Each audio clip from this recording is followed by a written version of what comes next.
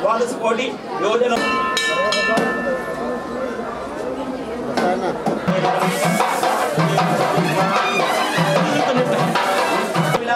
अयोध्या मधुर माया काशी देव राहुल सन्निधौ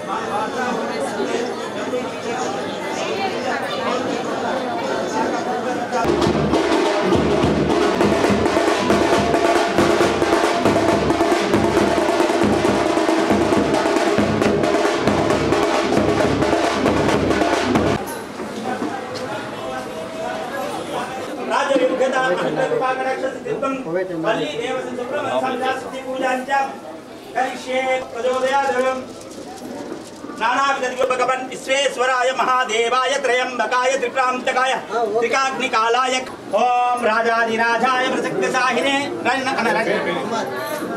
ओम राजाधिराजाय प्रसक्तसाहिने नमो वयं वै श्रवणाय कुर्महे समे कामं कामकामाख्यमह्यं कामेश्वरो वै श्रवणो ददातु कुबेराय वै श्रवणाय महाराजाय नमः श्री वल्लीश्वर अति शीघ्र में राजयोग्यता अनुकल्पा कटाक्ष सिद्धिरस्तु सुतमान भवति सायु पुरुषेन्द्रे ऐश्वर्येन्द्रे प्रतिष्ठति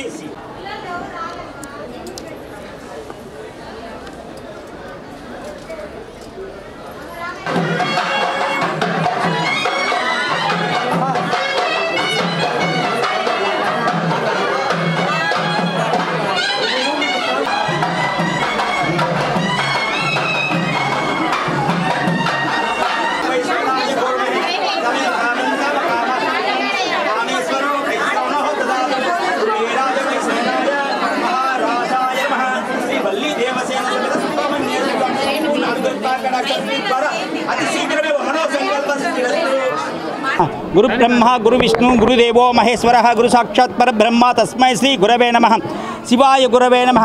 ఈరోజు 18/12/2023 అనగా సోమవారం రోజు ఈరోజు స్కంద షష్ఠి పర్వదిన సందర్భంగా నిన్నటి నుంచి కార్యక్రమాలు మొదలైనది. అందులో భాగంగా ఈరోజు ఉదయం స్వామివారికి విశేష పంచామృత అభిషేకములు, తర్వాత సర్వదర్శనము 12:05 నుంచి స్వామి అభిజిత్ లగ్న పుష్కరాంశమునందు స్వామివార్ల అమ్మవార్ల కళ్యాణము అత్యంత వైభవంగా నిర్వహించడం జరిగింది. పాల్గొన్న భక్తులందరికీ కూడా శ్రీ సుబ్రహ్మణ్యేశ్వర స్వామి అనుగ్రహ కృపా కటాక్ష సిద్ధి ద్వారా అంటే సర్వదోష పరిహారం చెంది అందరూ కూడా సుఖ సంతోషాలతో ఉండాలని ప్రార్థిస్తున్నాం. మన కడప పట్టణంలోని రామచంద్రయ్య కాలనీలో శ్రీ సుబ్రహ్మణ్య స్వామి షష్ఠి మహోత్సవ కార్యక్రమంలో 39 సంవత్సరాల షష్ఠి మహోత్సవ కార్యక్రమాన్ని జరుపుతున్నందుకు అందరికీ కూడా పేరు పేరున కృతజ్ఞత తెలియజేస్తున్నా.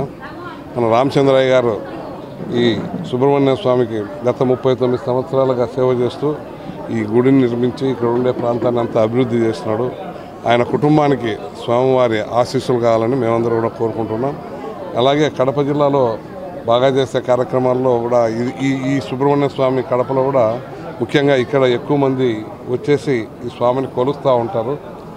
బాగా విశాలమైన ప్రాంతం ఉంది, గోశాల ఉంది, అన్నీ ఉన్నాయి. దానికి సరైన రోడ్డు ఒకటి సౌకర్యం తక్కువ ఉంది. ఆ రోడ్డు సౌకర్యం కూడా వేస్తున్నారు. తప్పకుండా తెలుగుదేశం పార్టీ ప్రభుత్వం వస్తానే ఆ రోడ్డుని ఇంతవరకు సిమెంట్ రోడ్డు కానీ తార్ రోడ్డును కానీ వేపించి చేస్తామని తెలియజేస్తున్నాం. అలాగే ఆయన కొడుకు కూడా ఈ కార్యక్రమంలో చురుగ్గా పాల్గొంటున్నాడు. కుమార్ పూర్తిగా రామచంద్రయ్య కుమారు ఈ కార్యక్రమాన్ని పూర్తిగా చేస్తూ దిగ్విజయంగా 39 సంవత్సరాలు నడుపుతా అంటే చాలా చిన్న మాట కాదు. ప్రతి సంవత్సరం చేయాల్సిన కార్యక్రమము, రోజు చేసే పూజా కార్యక్రమాలు ఇవన్నీ చేయడం దేవాలయాలు అనేది చాలా కష్టమైన పని. ఆ కష్టమైన పనిని ఆ సుబ్రహ్మణ్య స్వామి వాళ్ళ చేత చేపిస్తున్నాడు కాబట్టి వాళ్ళకి సుబ్రహ్మణ్య స్వామి ఆశీస్సులు ఇవ్వాలని కోరుకుంటూ సెలవు తీసుకుంటున్నాను. అందరికీ నమస్తే. కడప నగరంలో జోగినేని చంద్ర గారు 43 ఏళ్ల ముందే ఆయనకున్నటువంటి భక్తి, ఆ తర్వాత సమాజం పైనటువంటి ఒక బాధ్యతతో అందరికి కూడా ఈ యొక్క దేవుళ్ళ మీద అలాగే మన హిందూ సాంప్రదాయం పైన ఉన్నటువంటి బాధ్యతతో ఆయన ఈ గుడి కట్టారు. ఈ గుడి అప్పటి నుంచి కూడా భక్తులందరికీ కూడా ఒక ఇలవేల్పుగా కొలుచున్నటువంటి దేవత సుబ్రహ్మణ్య స్వామి. ఇవాళ సుబ్రహ్మణ్య స్వామి తిథి సందర్భంగా ఇక్కడ కళ్యాణం జరిగింది. సుబ్రహ్మణ్య స్వామికిను దేవసేన వల్లి శ్రీవల్లి దేవతలకి ఆ కార్యక్రమానికి రావడం మాకు ఎంతో ఆనందంగా ఉంది, మా అదృష్టంగా భావిస్తున్నాం.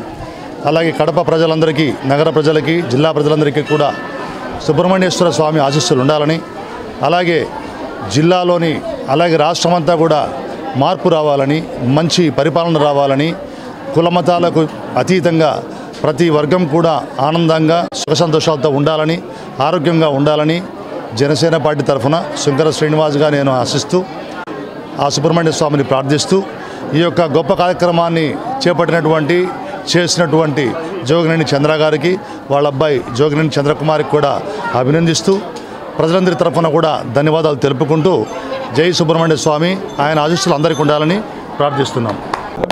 నమస్కారం. రామచంద్ర కాలనీలో వెలిసినటువంటి శ్రీ సుబ్రహ్మణ్య స్వామి దేవస్థానం నందు ఈరోజు సుబ్రహ్మణ్య షష్ఠి సందర్భంగా విశేష పూజా కార్యక్రమాలు, ఉదయం అభిషేక కార్యక్రమాలు, అదేవిధంగా మధ్యాహ్నం 12 గంటలకు కళ్యాణము అత్యంత వైభవంగా జరిగినది. భక్తాదులందు ఎల్లరూ అధిక సంఖ్యలో వచ్చేసి స్వామివారిని దర్శించుకొని ఆయన కృపకు పాత్రలు కాగలిగారు. అదేవిధంగా సాయంత్రము ఉత్సవ విగ్రహము ఊరేగింపు కార్యక్రమం జరుగుతుంది. భక్తులందరూ వచ్చి దర్శించుకొని ఆయన కృపకు అనుగ్రహ పాత్రలు కాగలరని కోరుతున్నాను.